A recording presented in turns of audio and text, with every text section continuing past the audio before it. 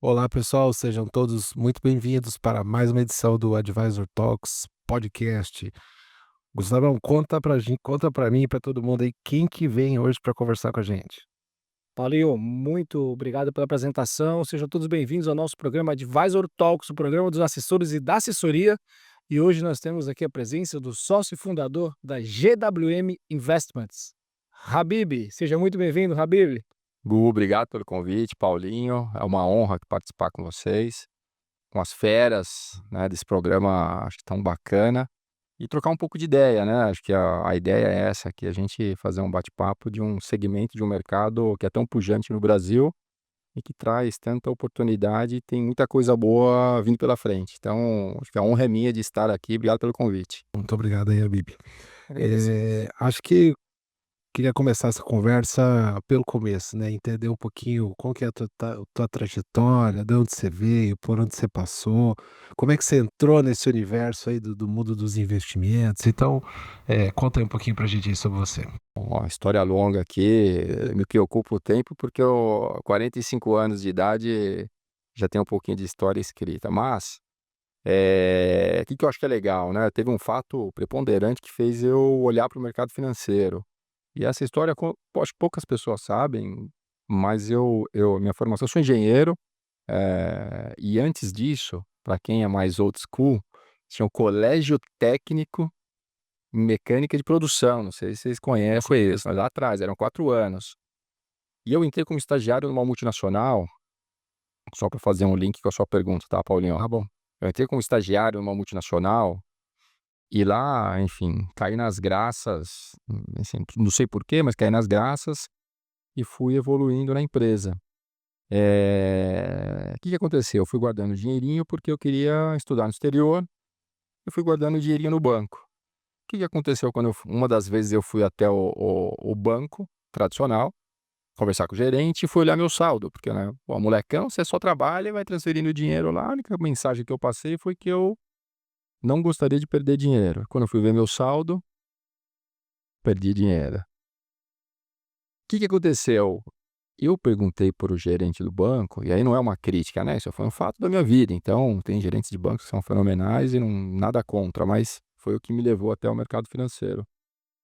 E perguntei para o gerente do banco o que tinha acontecido. Ele imprimiu o quê? Uma lâmina de um fundo multimercado e me mostrou. A minha única mensagem quando eu tinha conversado com ele era assim: eu não posso perder dinheiro. Esse dinheiro é do meu estudo no exterior, cara. Eu vou bancar meu estudo, não posso perder. E eu li aquela lâmina. A hora que eu li aquilo, eu falei, cara, é isso. Aham. Me apaixonei, cara. Falei, cara, é isso. Eu vou estudar esse negócio. E comecei a estudar, estudar, estudar, estudar, estudar. Comecei a fuçar o mercado financeiro. E foi na época que eu estava me formando na faculdade. E olha que ironia do destino, né? Essa multinacional americana, eu estava sendo preparado, fui descobrir isso depois, para ser o mais novo diretor do conglomerado no mundo. Oh, que loucura, né? Pô, cara, como que eu descobri isso? Eu pedi demissão, porque eu falei, cara, isso aqui não é o que eu quero. O que eu quero é o mercado financeiro, vou mudar o drive da minha carreira. Minha família inteira me chamou de maluco, mas foi justamente pelo fato de eu ter descoberto que o combinado não tinha sido feito e tal. Comecei a estudar o mercado financeiro por um, talvez erro, talvez meu até, mas enfim, de uma conversa tão, acho que não tão muito bem desenhada com o gerente, me aguçou uma coisa que eu desconhecia, e aí eu entrei no mercado financeiro. Respondendo só a sua pergunta, viu, Paulinho? É. Então foi uma ironia do destino, mas acho que mandou para o caminho correto. Sim, não, é uma coisa que poderia ter um viés, vamos dizer, um lado negativo, isso despertou, foi um gatilho ali para você para se te atrair por outras coisas. Foi um baita gatilho. E aí teve uma outra, aí foi uma outra situação, né, que fui pedir demissão, não queriam me demitir, porque eles estavam me preparando, eu pagava inglês, É um faculdade. investimento, né, para uma empresa.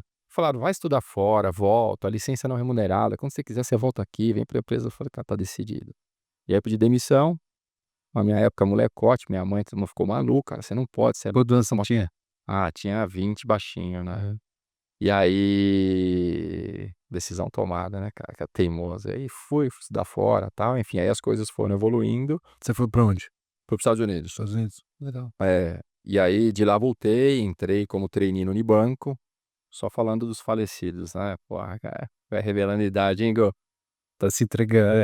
Cara, esse é um Não, e você sabe que quando você começa a soltar referências, né, que outro dia, só um parênteses aqui, outro dia eu fiz uma piadinha no escritório, aí essas piadinhas que tem referências assim, de uma época, aí ninguém entendeu a piada, aí você vira e fala: "Caramba, fiquei velho".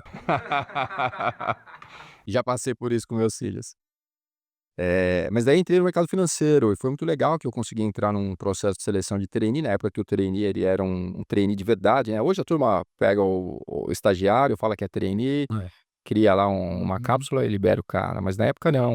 Então eu entrei como trainee, fui para um processo seletivo que era, na época, extremamente rígido, aí ficamos meses estudando na USP para depois ir para o front, aí passei para o Unibanco, depois recebi um convite para ir para uma marca que eu tinha virou um sonho à época, né, que era o Bank Boston, que é uma marca fenomenal, e aí isso que é legal, né, olhar por fora é uma coisa e por dentro é outra coisa, é uma marca de status, mas não era uma marca de tanta execução.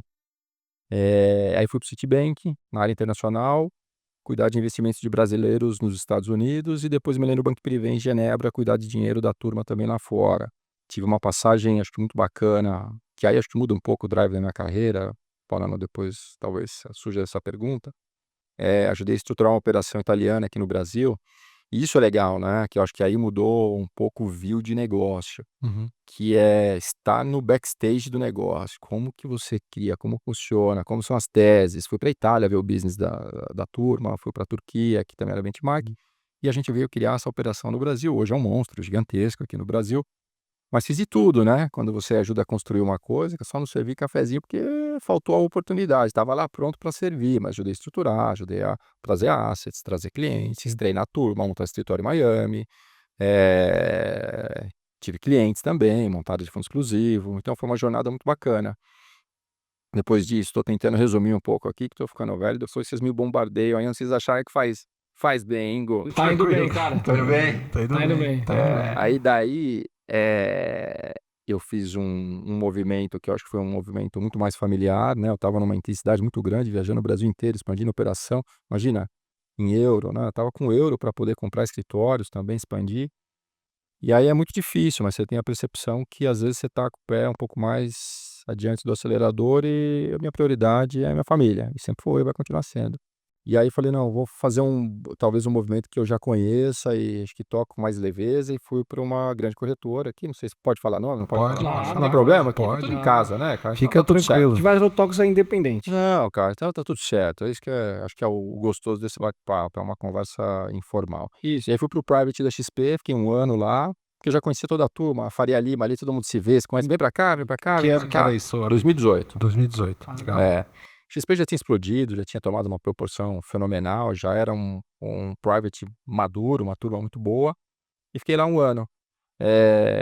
E aí não obviamente, né, a XP eu acho um ícone no mercado brasileiro, poucas pessoas como o Benchimol e André Esteves talvez tiveram essa capacidade de transformação para o público brasileiro, tão grande, e foi uma experiência fenomenal ver como que eles funcionam por dentro, assim, eu sou extremamente grato, até hoje, meus grandes amigos também estão lá, de poder ter a oportunidade de ver como funciona a XP. Mas trabalhei num ritmo mais tranquilo e no private, né, onde sabia gerir já, cuidar do dinheiro da galera, eu consegui ficar mais próximo da minha família.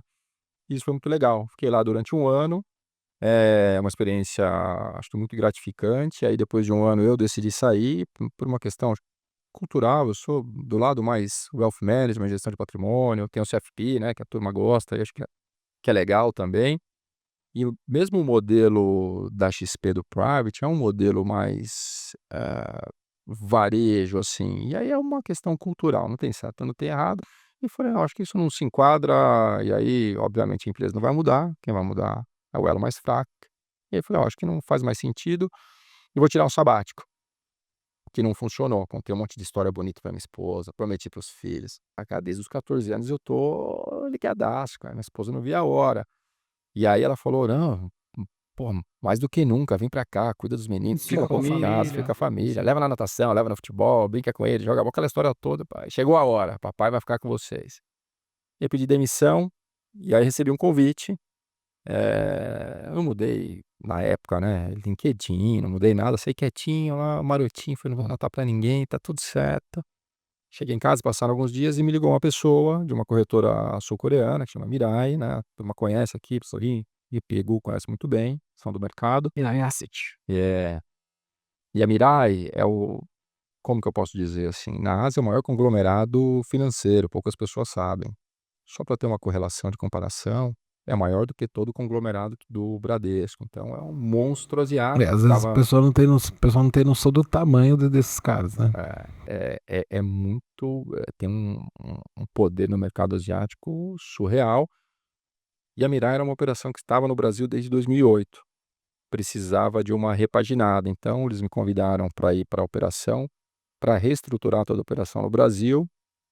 E isso é um prato cheio, né. Pô, quem não quer fazer isso com carta branca, cara? Eu fiquei louco, fui lá fazer só um bate-papo para cumprir uma tabela, falei: "Ah, eu vim aqui, conversei, vou embora", e arrumei uma solução e um problema, né. A solução foi para mim, para Mirai, que foi super legal, fiquei feliz, e o problema foi com a esposa. A hora que eu contei isso, Foi o ano sabático. não teve nem um mês sabático, né, assim, eu cheguei em casa, ela olhou pra minha cara e já falou: "Eu já sei o que aconteceu porque eu te conheço. Sim. Então não vamos nem entrar nessa discussão". Não ficou um clima bom, mas ela entende. E aí fiquei na Mirai alguns anos. Foi fenomenal, que mais uma vez tive a oportunidade de reestruturar uma operação que já estava em movimento, com uma marca muito forte, principalmente no exterior, respondendo direto para o presidente, né, pô, Hum. aqui do Brasil e lá do exterior. Tive a oportunidade de conhecer o fundador da Mirai, que é um coreano fenomenal, a conversa com ele, assim, era num nível, olha, assim, acho que eu tive poucas conversas com executivos com uma cabeça tão boa, assim, quanto a dele realmente é muito fora da curva. Eu lembro que à época foi o presidente da bolsa, o Gilson, lá conversar com a gente também, a gente fez um bate-papo. O próprio Gilson falou: "Ah, cara, conversa muito boa, esse coreano é diferente, cara, não é à toa que o cara tem todos os maiores hotéis 6 estrelas no mundo, tem o maior conglomerado financeiro da Ásia, pô, cara, é fenomenal, e a gente teve acesso, né, acho que isso é muito bacana". Boa. Baita É, experiência, né, baita história.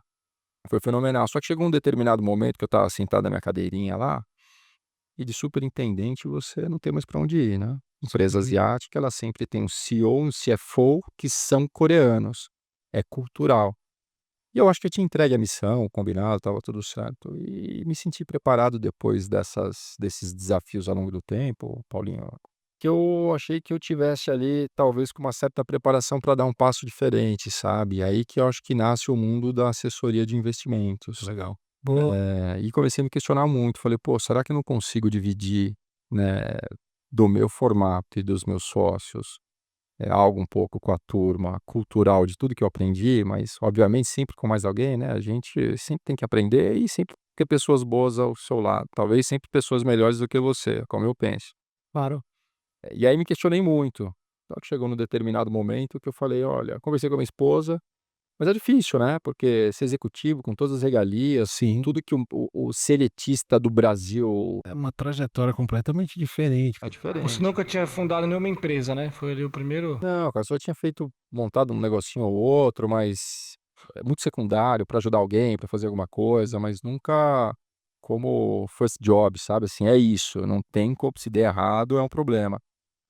E foi uma transição muito sensível, porque você tem todas as regalias do mundo, Aham. e você passa a ter regalia zero, né. Cobrar o escanteio e correr na área para cabecear. Exatamente. Então esse vai ser o tema do próximo bloco. E já roda a vinheta, porque agora nós vamos falar da. Eu queria só antes da gente entrar na questão da GWM especificamente, né, porque, pô, ele contou uma trajetória Não, incrível. muito interessante. Trajetória incrível.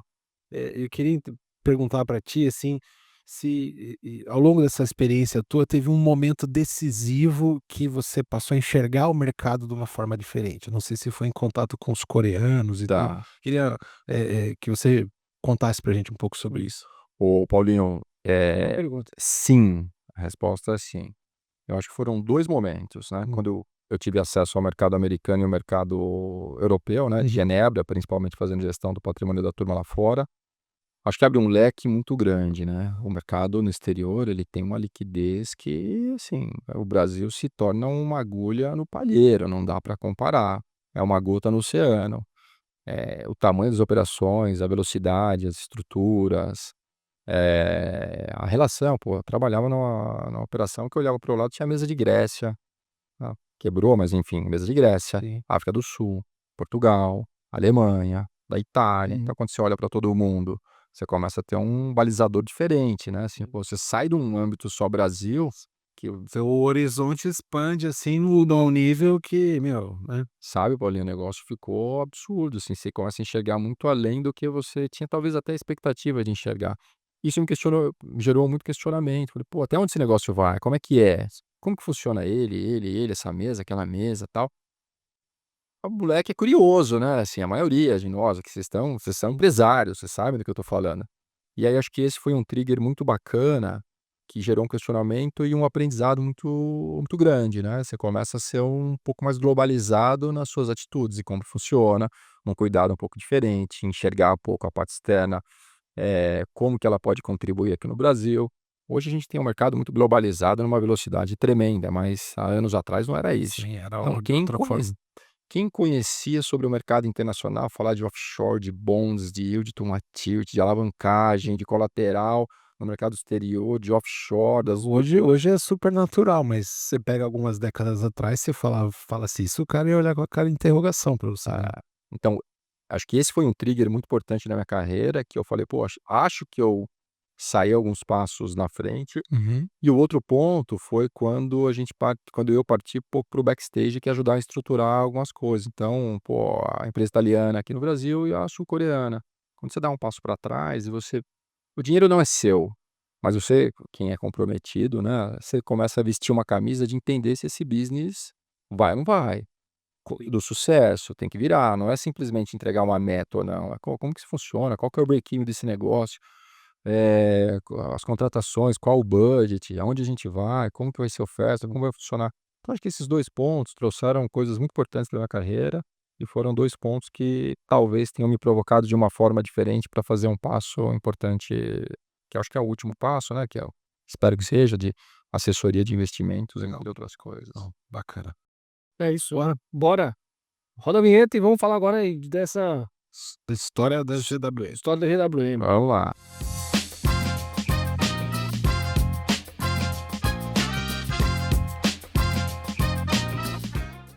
Pessoal, queria aproveitar esse momento, você que está vendo esse vídeo, dá o seu like, deixa um comentário, compartilha, se inscreva no canal. Esse conteúdo do Advisor Talks é produzido gratuitamente, então nos ajude a levar esse conteúdo mais longe. Ah, que história incrível, parabenizar essa tua história. E eu acho que o que a gente vê de dificuldade, né, de quem é muito hunting ou quem é muito entende do back-office como você, eu acho que você entende pegou os 2, né, você pegou, no private, a estrutura de atender o investidor, e você também pegou a parte de estruturação, a parte back-office, administrativo, né. E esses são os grandes desafios de quem realmente empreende no mercado financeiro, né. Os assessores e assessorias é um business de cuidar, né, do atendimento, da prospecção, da qualidade e Patrimônio. do patrimônio e fazer também a gestão de pessoas, né, fazer as pessoas vestir a camisa, enfim, tomar aquela energia de prospectador. E cara, fala pra gente como é que foi essa experiência. Eu acho que você chegou num ponto que ele é crucial para esse negócio, e é uma dificuldade que a gente tem no Brasil, né. Quando a gente fala na assessoria, a gente hoje tem um universo de mais de aproximadamente 24.000 assessores no Brasil, e aí talvez as principais casas, né, XP tem mais ou menos um pouco mais de 1.000 operações, Sim, sim. e BTG aproximadamente 150 operações. Qual que é a nossa grande dificuldade hoje, Gu e Paulinho, né, assim, que eu estava até a gente conversando nos bastidores, você nem sabia. Como a gente consegue alimentar as operações com pessoas capacitadas para o negócio. Porque não adianta nada você estruturar uma operação ou gerar cultura, gerar business, gerar negócio, se você não tem uma capacitação para execução depois, né. Não é uma jornada de 1 ano isso aqui, né, isso aqui é um negócio da minha vida, entendeu. Exatamente. Não é uma decisão que acho que acontece muito nesse mercado, vou montar uma operação, em 3, 4 ou 5 anos eu vendo e fico milionário. E vou te falar, e dá para fazer isso, porque o mercado pagou muito mais, ainda paga, e não estou criticando não, mas agora eu Entendi. estou falando da Uhum. GWM Investments, que é o nosso negócio. Sim. Não é um voo de galinha. Então a gente trabalha numa forma que eu acho que a construção de cultura, que eu vou te falar, dói muito mais, demora muito mais, é muito mais custoso, mas a hora que você engrena isso, você tem uma inércia que ela é fenomenal. Que aí quem entra se enquadra na filosofia da empresa sem você ter que falar um A. Uhum. É sensitivo, você ou adere ou se exclui naturalmente, mas isso é muito difícil. Então hoje a nossa operação ela tem 3 anos e meio, parece que eu tô lá há 20 anos de tanto que a gente trabalha, cara, é muito legal e trabalha com empolgação, né, assim, eu não sinto que eu tô indo para o trabalho, isso que é muito louco, né, um questionamento. A turma fala: "Você trabalha tanto, tal", não é cara, eu tô feliz lá, sabe que você tá sentado, você tá Sim, isso é satisfeito. bom demais, cara. A segunda-feira não é um problema pra Não é o você. problema. Quando toca a musiquinha do Fantástico, né, Fantástico que era? Ah, dava até arrepio, tá tudo certo. Só que eu acho que tem que ter um equilíbrio entre família, mas o resto tá tudo certo. Mas acho que a criação da cultura é muito difícil, mas é muito gratificante. Hoje a gente consegue sentir isso na pele, não na totalidade, porque é um processo, mas acho que a grande dificuldade, Hugo, quando você fala em ser hunting farmer, fazer o negócio acontecer, é um pouco tem a imagem desse negócio, então, o que que aconteceu num boom, acho que da pandemia para frente, ou talvez um pouquinho antes para frente, muita gente quis estruturar uma operação.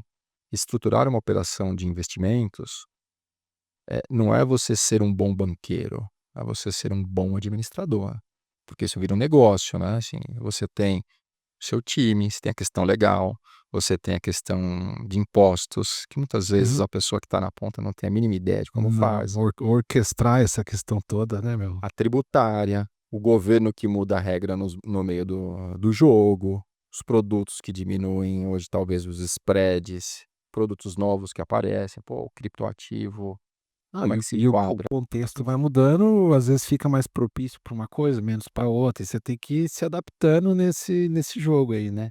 E no meio de toda essa história, a empresa tem que ser saudável e você tem que ser literalmente, fair com o cliente. Então o drive não tem que ser o produto, né, tem que ser o planejamento. Se a gente se guiar pelo produto, só acho que vira uma armadilha para acontecer algo que não é o que o cliente gosta.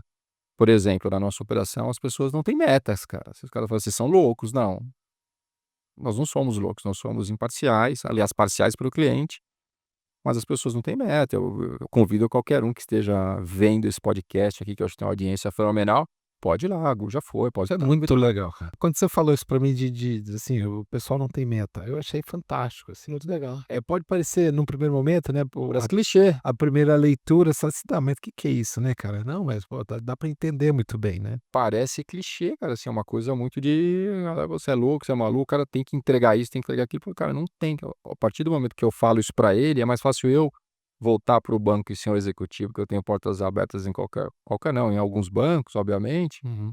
porque se eu fizer isso eu tô replicando o modelo de banco, e não é o nosso deal, não é o nosso negócio. Então qual é o nosso negócio? Implantar uma cultura que o nosso time acho que é bacana, não só eu, porque eu sou só uma parte do time, mas que isso aconteça de uma forma bacana, porque não é o famoso voo de galinha que eu falei com vocês, é uma jornada, né, que vai de encontro um pouco ao nosso negócio. Sim. Ô, Habib, então vocês começaram em 21 ou 22?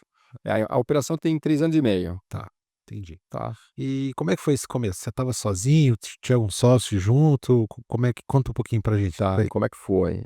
Quando eu decidi estruturar a operação, eu literalmente tenho um senso crítico de imaginar que você sozinho vai errar. Você tem que ter alguém ao seu lado para te ajudar a colocar no eixo e você também se complementar com uma pessoa que não tem as mesmas habilidades que você.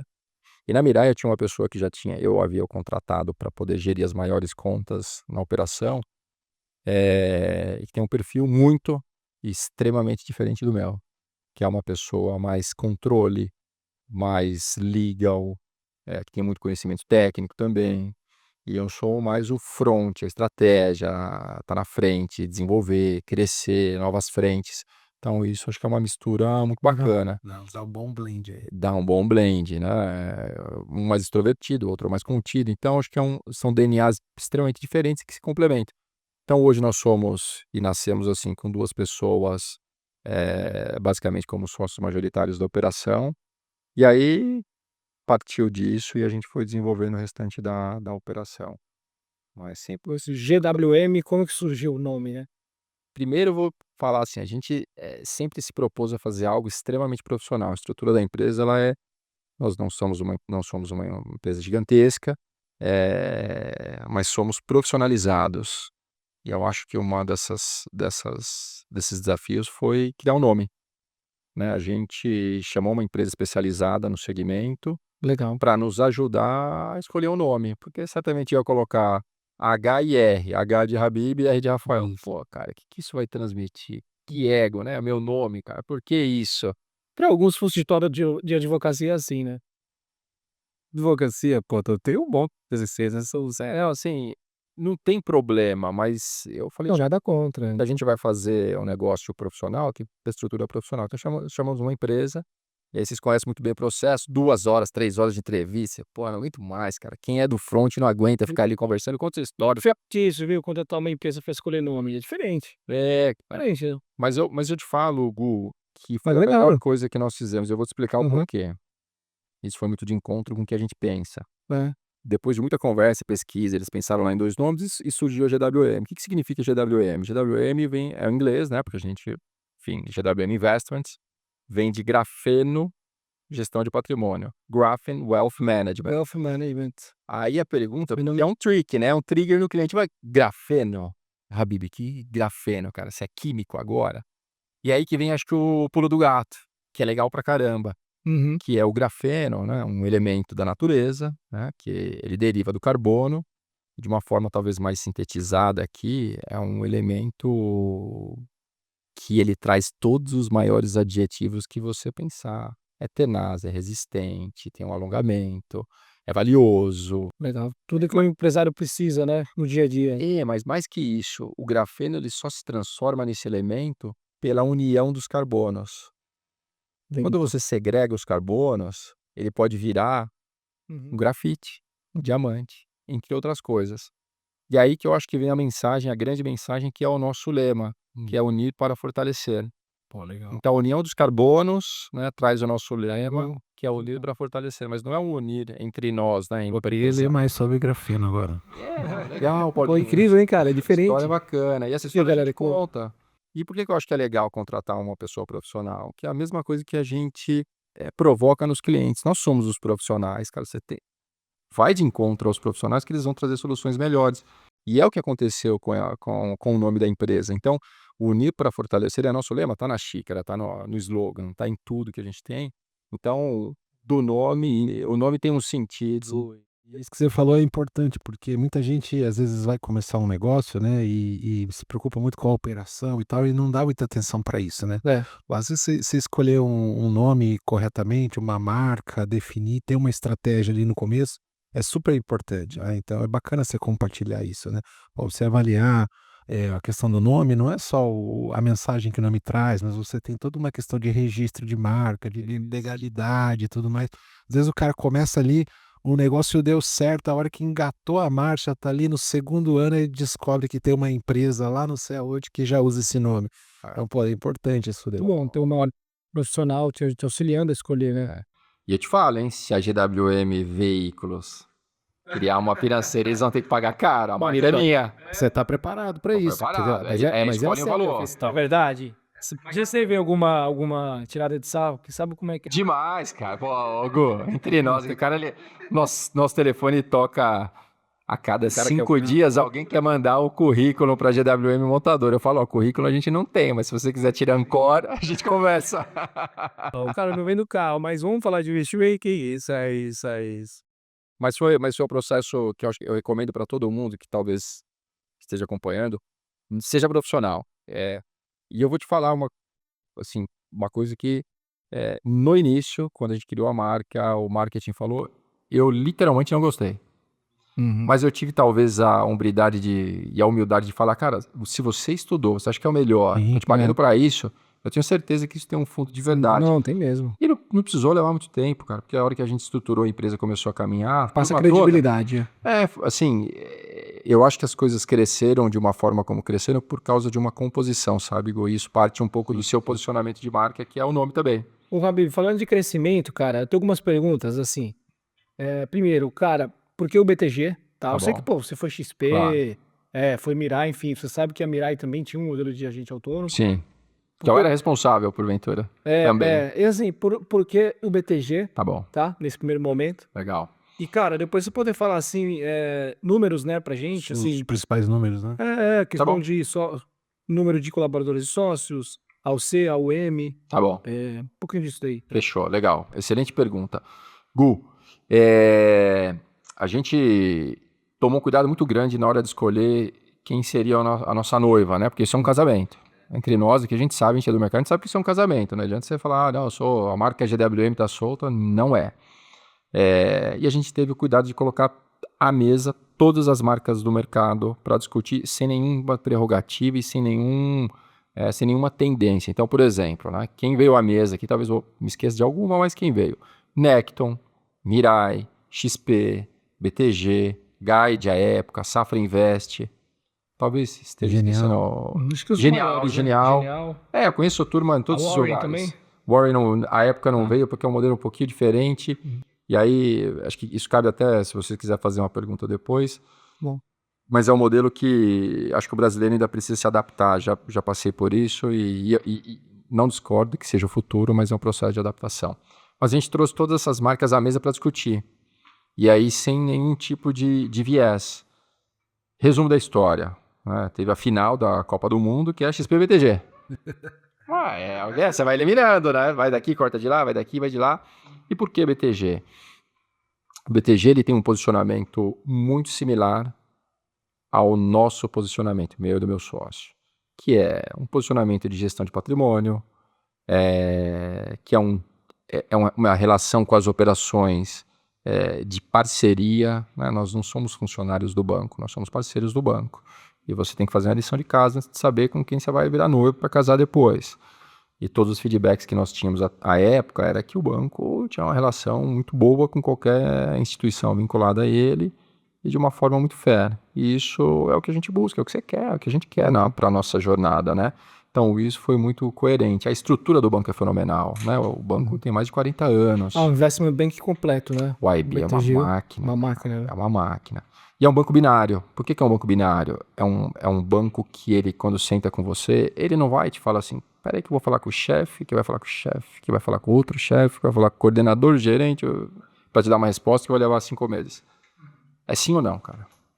Eu acho que o alinhamento do banco ele é muito claro entre todos os colaboradores. Então, a gente tem muitas questões, mas as questões são muito claras lá dentro, quando dá, quando não dá, quando não é, quando existe um plano para execução.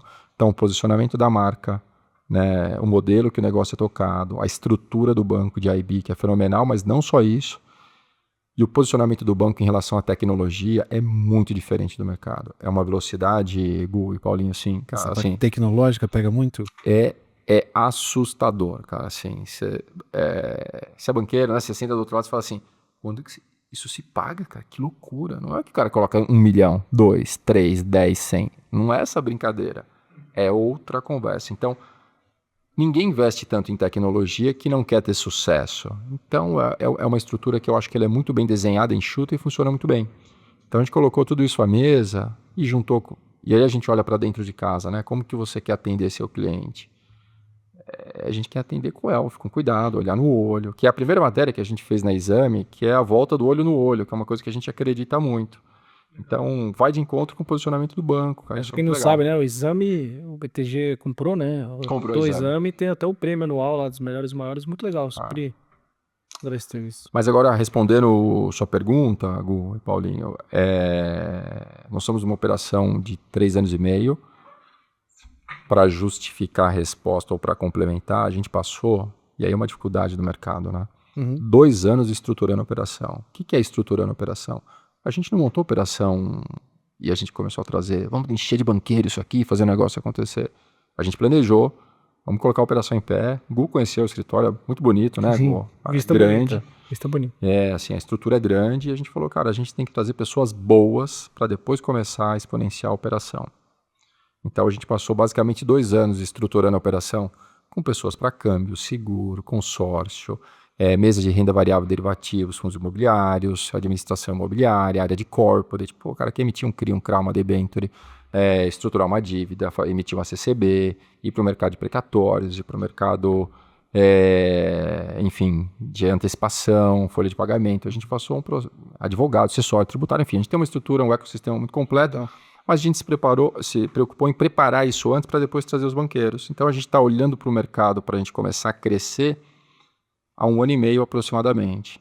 E aí, respondendo sua pergunta, Gu, mesmo assim, se a gente fizer uma média, que eu acho que a média não traduz o negócio, mas a gente cresce a cada ano pelo menos 115%. Então hoje a gente tem debaixo, sob gestão, aproximadamente 1 bi.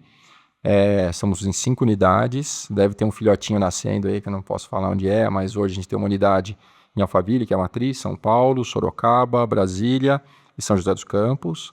Legal. Colaboradores, a gente deve ter mais ou menos 60 pessoas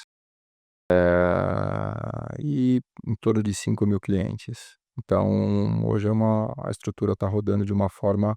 Está começando a ser um ecossistema que funciona e que vai se multiplicando, assim, com muito esforço, né, dedicação, mas, enfim, um pouquinho dos números que você perguntou. Boa, boa. Não, incríveis. Incríveis, cara. E o ROA, como que tá ali? Tá bem. Tá, Teve algumas volatilidades ou continua cara, sendo, vou te sendo falar. uma boa, Ro- um ro- bom número?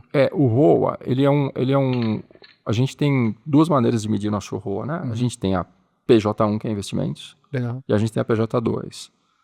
Quando a gente junta tudo, a gente tem um pouco de distorção nesse negócio. Por que que tem a distorção? Porque a PJ2, pô, a gente emitiu outro dia uma CCB de 35 milhões. Cara, esse negócio Uau. explode. Aham. A gente trouxe uma folha de pagamento gigantesca. Na outra ponta, a nossa mesa de renda variável, ela não necessariamente opera renda variável só, né? Ela utiliza de derivativos para ser muito defensor. E aí eu vou trazer um caso aí que eu acho que é muito legal. Na época das eleições, e não tem problema algum falar isso, né? A turma, eu acho que vai dar Lula, acho que vai dar Bolsonaro, acho que vai dar Lula, Bolsonaro, aquela história toda. E a gente tomou uma decisão que eu acho que foi muito clara, ligar para o cliente e falar, a gente não sabe o que vai acontecer. Por quê? Porque é um cenário turvo e a gente não está aqui para colocar a bola de cristal para funcionar, mas uma coisa a gente sabe fazer, que é te proteger. Sim. Então a gente pegou toda a parte de volatilidade, basicamente ações, e a gente estruturou operações para todos os clientes para proteger o preço que ele tinha. Isso foi fenomenal. Por que eu conto essa história? Porque o ROA explodiu, entendeu? Mas assim, foi um processo de hedge, de proteção para o cliente. Então a gente, na nossa operação, a gente tem uma turma muito bacana, mas gera muita sazonalidade. Então o ROA o ROA do investimento, e a gente sabe que o investimento vem naturalmente estrangulando um pouco, e é natural, ele é diferente da PJ2, mas quando junta os dois, fica um ROA muito bacana. Legal. Saudável. Seu modelo de negócio acaba olhando para uma estrutura, né, de atender a família, a empresa, tudo uma estrutura completa, né? Eu ia aproveitar pegar esse gancho. Qual que é o perfil do cliente da GWM? Boa. Vamos lá. Boa. Qual que é o propósito para te responder essa pergunta, Paulinho, eu preciso te falar um pouco do propósito. Manda né? bala. O nosso propósito nós temos um ecossistema que eu quero participar da vida inteira do cliente. Ponto. Assim, não pode ser diferente disso. Quando você quer participar da vida inteira do cliente, você nem sempre vai pegar o cliente que está capitalizado. Sim. Mas você pode pegar um empresário que precisa de 35 milhões, que eu contei agora. E ele vai investir numa empresa que às vezes ele está ali na berlinda. E esse cara vai ter um trigger que vai virar multimilionário. Só que ele vai ter um sucessor, ele vai ter um filho, vai ter uma filha, muitas vezes tem uma mãe, tem uma esposa. Então, como que participa de tudo isso? Tem que ter uma estrutura muito mais completa. Quando a gente olha para dentro da nossa casa, aí não tem certo, errado, melhor ou pior, mas é o nosso modelo, eu quero participar da vida inteira do meu cliente, da sucessão dele. Talvez nem eu esteja aqui, mas o legado vai ficar e vai funcionar. Enfim, porque a gente envelhece, não porque você é da empresa, mas porque a gente envelhece. Mas o legado vai ficar, que é cuidar da vida inteira dele, da sucessão e participar da pessoa jurídica de todo mundo. No final da história, é abraçar tudo que ele tem. Não vai escapar nada da gente ali. Uma proposta full service. Full service, é isso aí. É isso aí. A gente quer ir nessa linha. Então, quando você me pergunta isso, Paulinho, a gente não tem limite para abertura de contas. Quer abrir a conta com 10, 20, 100 mil reais, 300 mil reais? Eu acho que tem que ter uma sensibilidade muito grande para o meu banqueiro saber quem que ele quer atender. Sim. Como ele quer atender. O que que a gente não permite? Que tem uma quantidade de contas sob gestão que você não consiga fazer um bom trabalho. Nosso problema é esse. Porque cada pessoa é um multiplicador. Cada pessoa vai ter uma pessoa ao lado que, enfim, talvez tenha um perfil mais similar ao que corre a empresa. O que que a gente não faz? Não é uma empresa de day trade. Isso eu posso te afirmar. É uma empresa de gestão do patrimônio dos clientes. Legal. Boa. Boa? Vamos chamar agora o próximo quadro, Vamos lá. nosso próximo bloco, que agora é o nosso pitch. Pitch da ampulheta. Pitch da ampulheta. Vamos. É isso aí, roda a vinheta.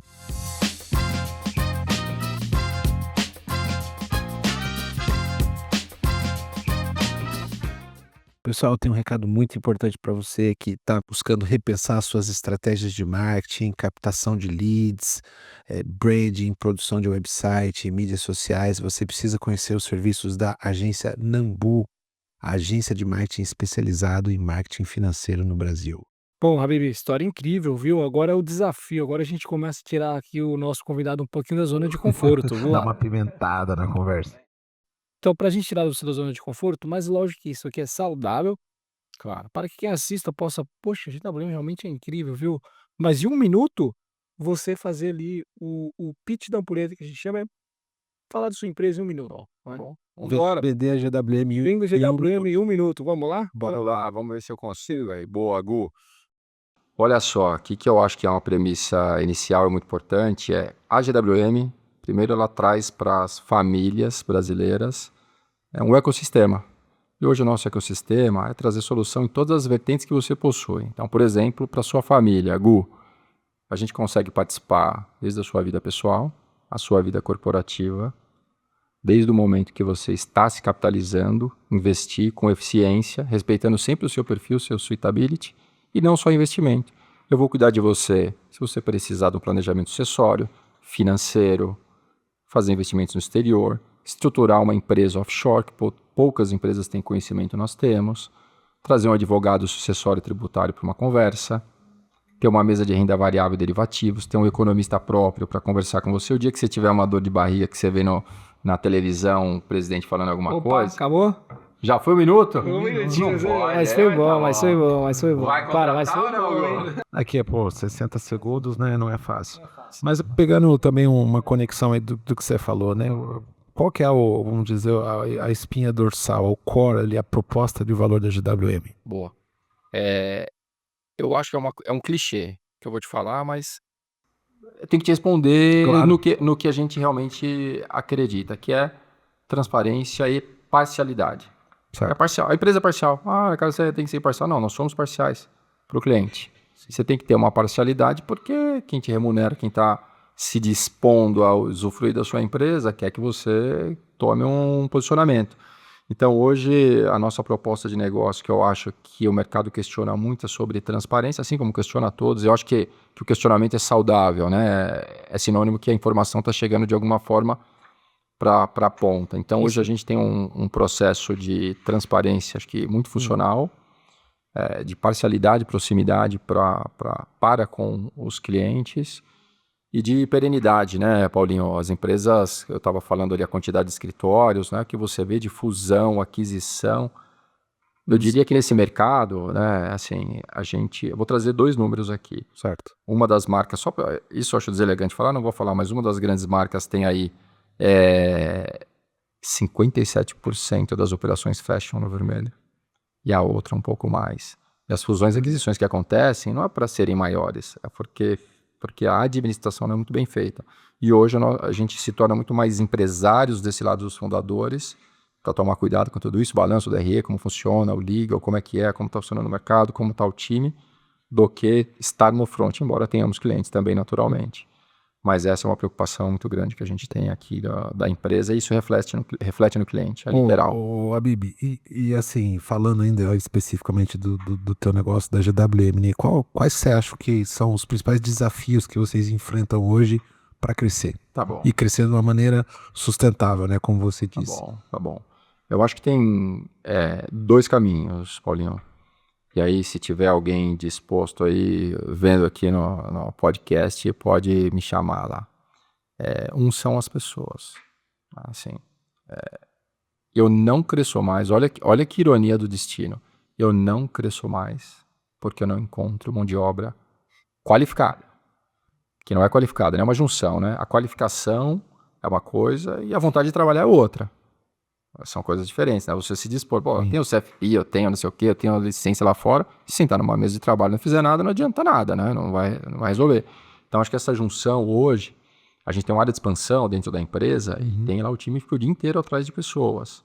É um funil com uma boca gigantesca Sim. para cair uma gotinha lá, Gu. É uma dor, cara. Então, assim, eu não cresço mais porque a gente não consegue encontrar pessoas qualificadas com o nosso DNA. Talvez o nosso DNA seja um pouco exigente demais, mas a nossa régua é alta porque é o tipo de serviço que a gente se propõe a entregar também. Não dá para jogar todo mundo para dentro e vamos lá.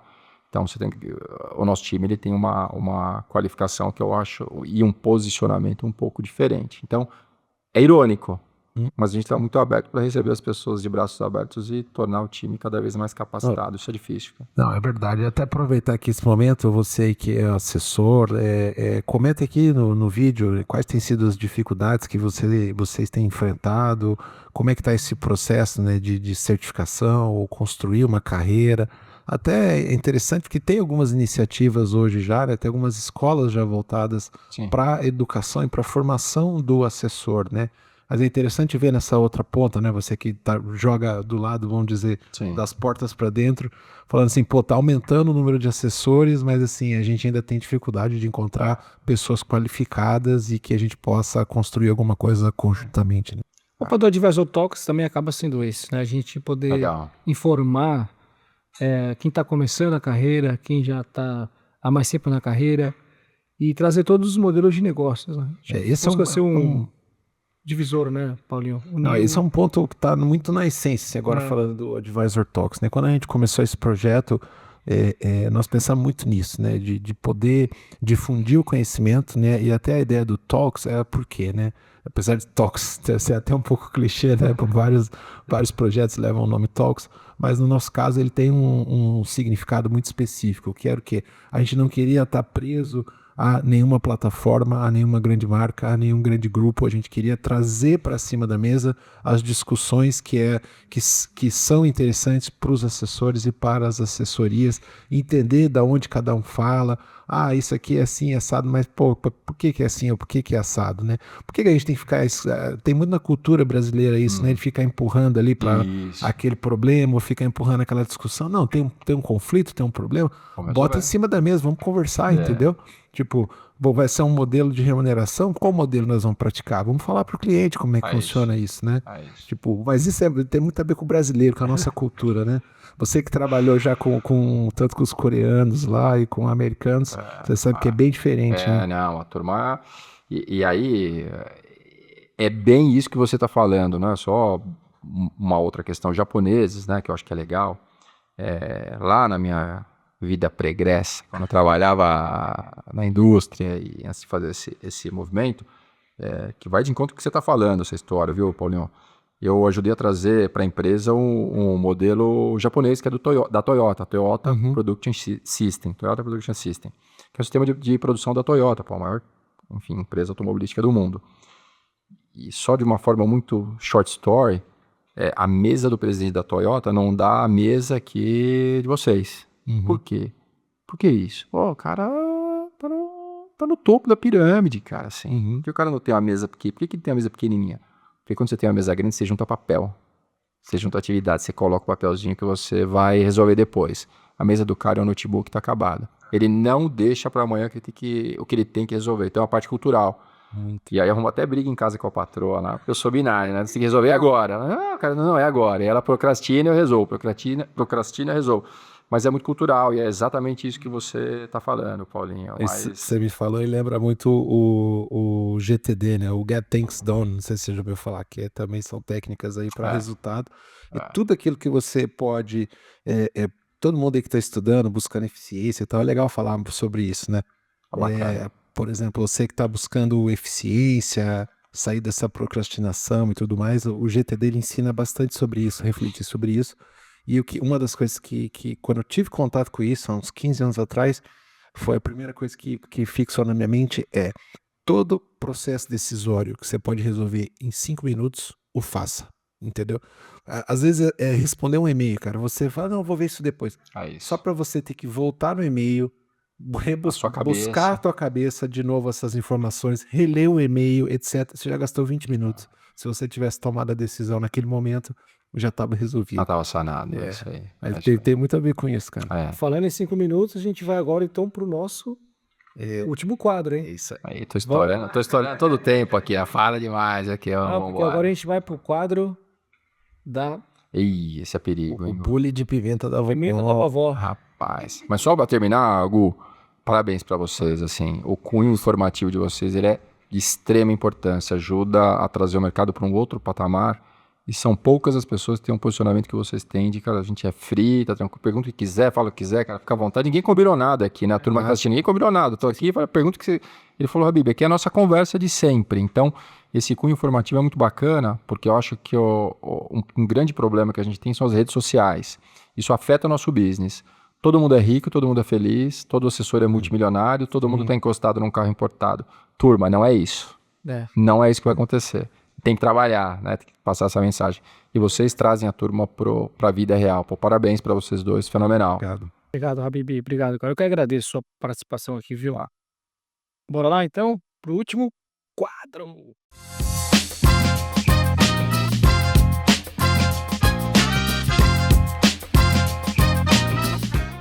Bom, aqui é o seguinte, cara. Bule de pimenta da vovó. São as perguntas aqui que a gente pede um pouco da amizade, né? Vamos as perguntas lá, mais vamos lá. quentes. Será que ele aguenta?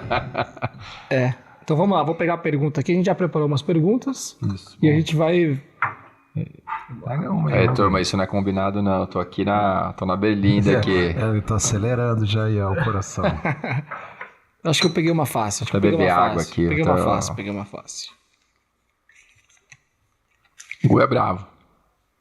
Cara, essa aqui a produção pegou pesado, hein? Aí, Você acha que ele aguenta? Não, acho que ele aguenta. Então acho que ele vambora. Acho que não foi uma tão pesada, não. Cara, a pergunta aqui da produção é o seguinte. O modelo Fee-Based e o modelo Fee-Fixo, né? Qual que você prefere hoje? tá bom.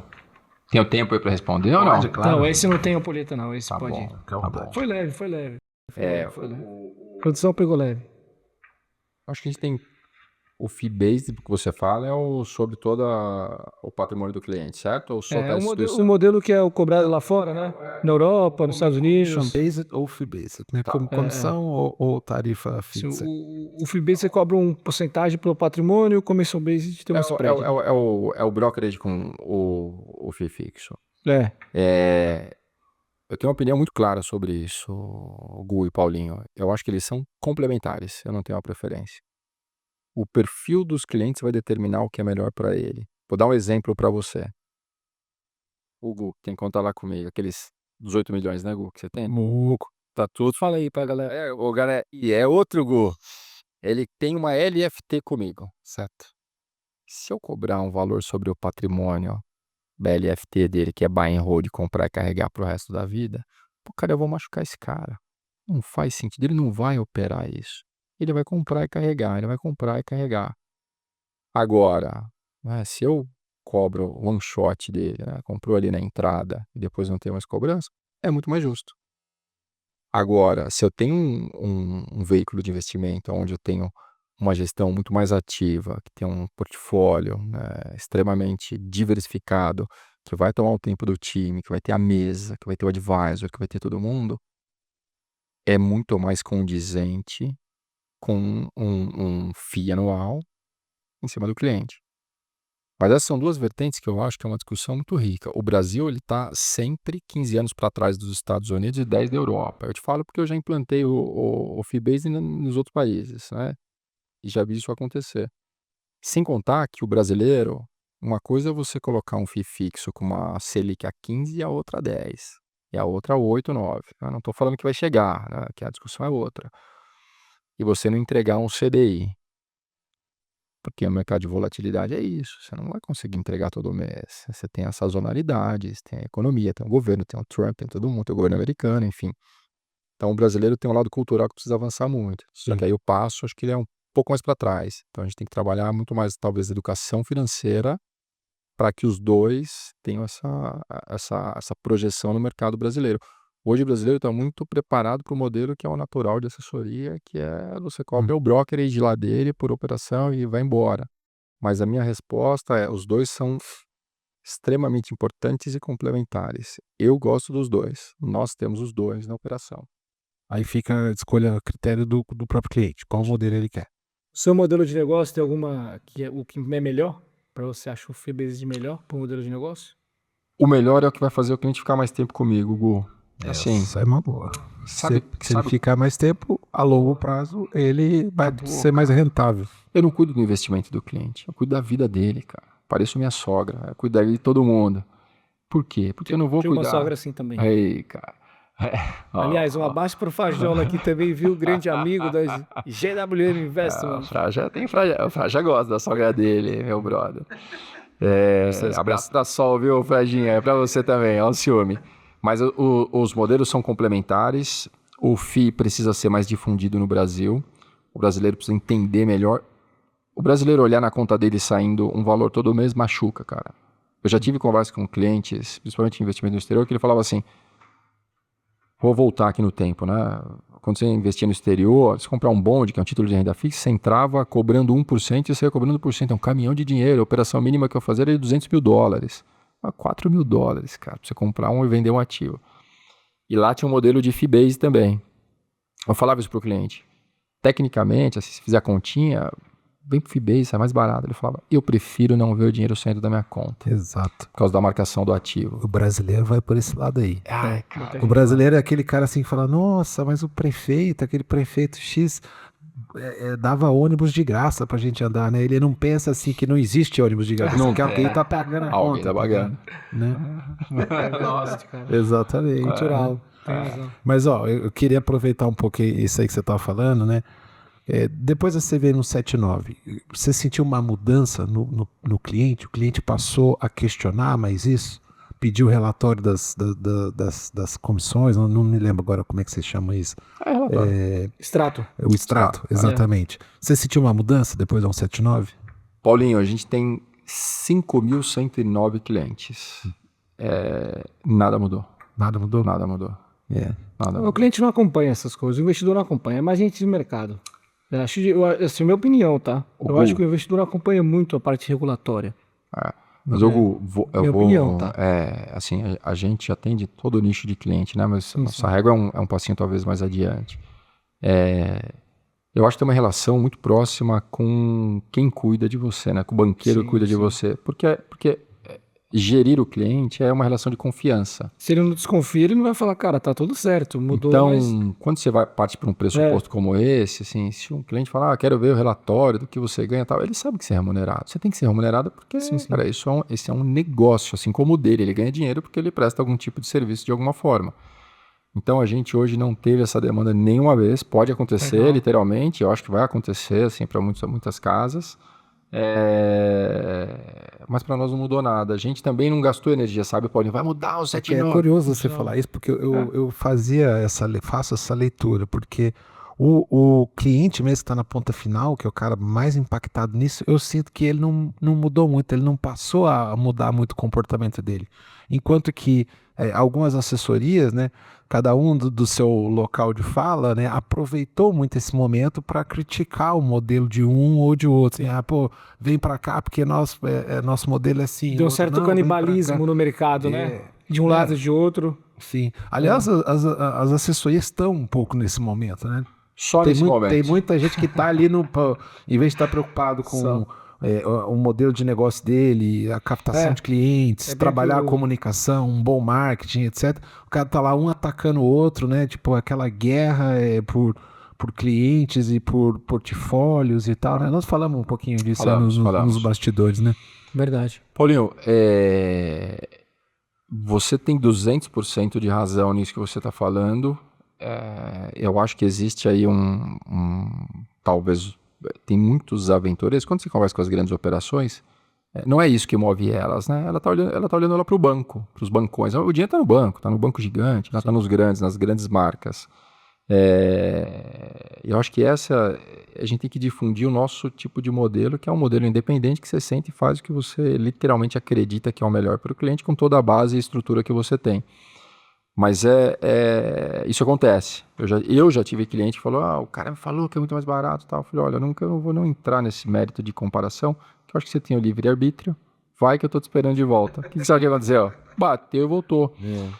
Mas, te respondendo, o mercado ele tá literalmente um rouba-monte. É um rouba-monte. Tem capital, a gente pega uma Selic hoje, né? Não sei quando vai rodar, mas Selic hoje a gente tá em 13,25. Hoje está tendo um caminhão de dinheiro voltando para os bancos para reduzir um pouco da inflação, um processo natural, quando você aumenta uma taxa Selic, né, para tentar segurar um pouquinho a economia. A gente está captando, mas mesmo assim, e às vezes sem fazer esse esforço, uma grande parte do recurso está no nosso, não concorrente, né, no nosso amiguinho do lado direto ali, que tem a mesma filosofia, o mesmo modelo.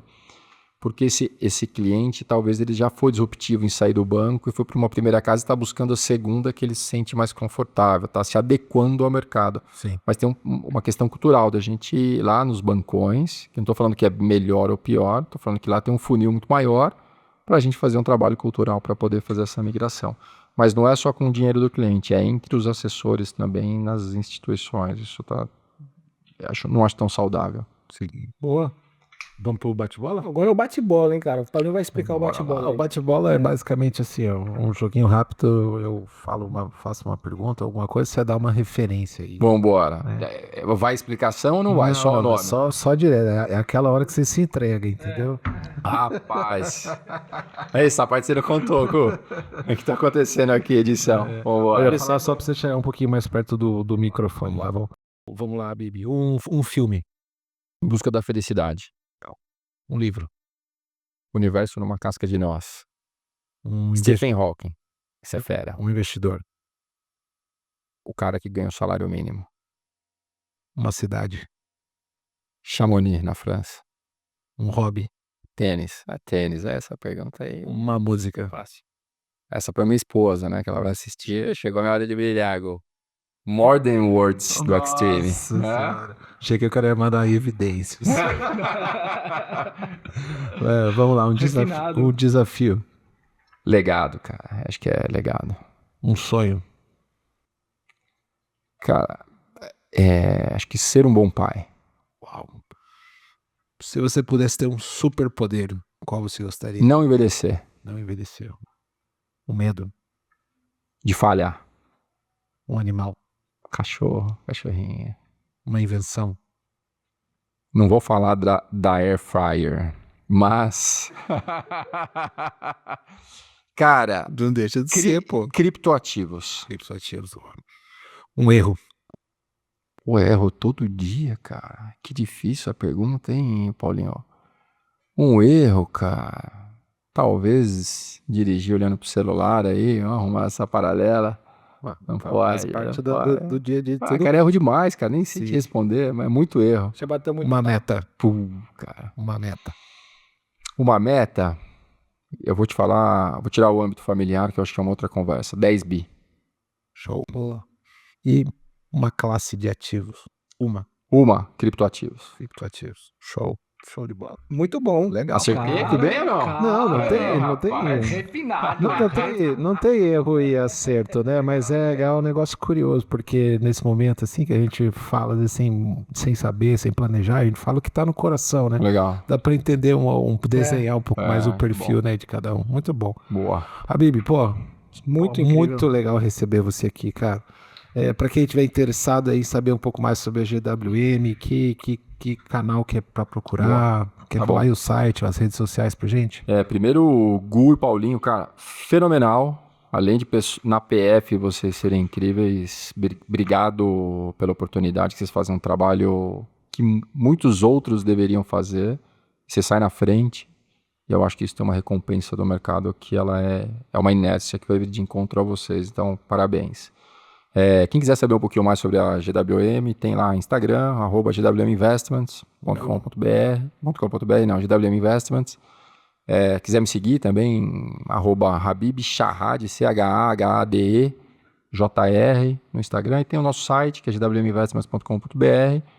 Ou nos visite em uma dessas unidades que eu também citei aqui. Portas abertas para receber a todos. Os dois também vai ser um prazer. Obrigado. Bom, então é isso aí, galera. Quem quiser saber mais sobre a GWM, site, Instagram, falar direto com a equipe. Vai lá, tá com a porta aberta, tudo aberto lá. Boa. Boa. Quem quiser seguir o Paulo aqui também nas redes sociais. Agência Nambu, só procurar lá. Agência Nambu e o meu @Gustavo Araújo _oficial. Lá no Instagram que muito tá bom. para outras as redes. Bom, chegamos aqui no fim então, pessoal. Muito obrigado a todos vocês que nos acompanharam até agora. Curte, comenta, compartilha, coloca aí nos comentários, fala aí como é que tem sido a vida de assessor, ou se você está com novos desafios, buscando um posicionamento no mercado. Compartilha aí com a gente, estamos abertos a novas ideias, trazer novas pessoas aqui também para conversar, tá bom? Muito obrigado, um grande abraço aí, nos vemos no próximo episódio.